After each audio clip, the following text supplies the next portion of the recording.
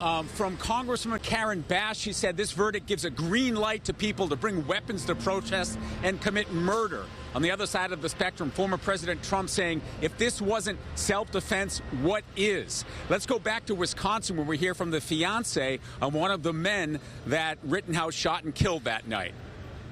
I know you're the fiancé of Mr. Huber. Could you just tell us how you're feeling right now? I don't think that you got to move. That was Hannah Giddings, the fiancée of Anthony Huber, shot and killed by Kyle Rittenhouse in Kenosha back in August of 2020. Also today, President Trump, coming back to the White House from a physical, was asked for his reaction to this controversial verdict. I just heard a moment ago.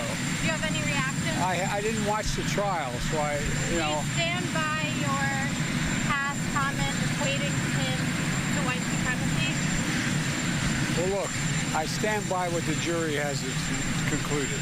The jury system works, and we have to abide by it.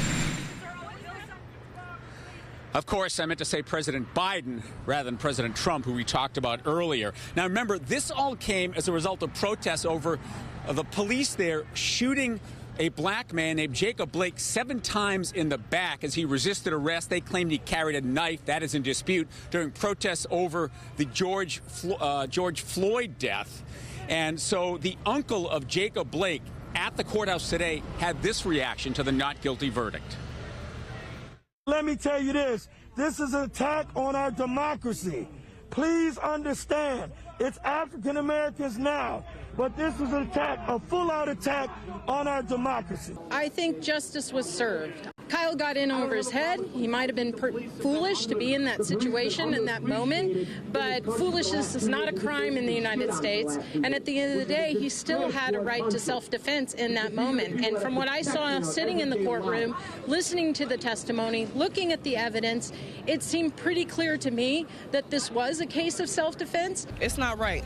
And like I've been saying this whole time, a life is life, right is right, and wrong is wrong. And this should go against everybody's morals and values. It should, and it's not fair. It's not fair at all to anybody that lives. To anybody that lives here now. Everybody that lives here is going to be on eggshells because, I mean, this can happen again. So much reaction on social media, Alex and Christine. We picked 3 from some high-profile celebrities. Mia Farrow. So anyone can come to a protest, just march down the middle of the street with a massive gun and kill people?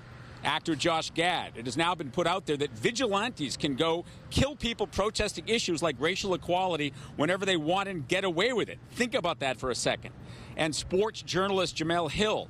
Nobody is surprised, but that doesn't mean outrage isn't appropriate. And as we come back here live on the steps of City Hall, a group proclaiming revolution and overthrowing the system said they were going to be presenting a protest and rally today at 5 o'clock. So far, only a handful of people are here.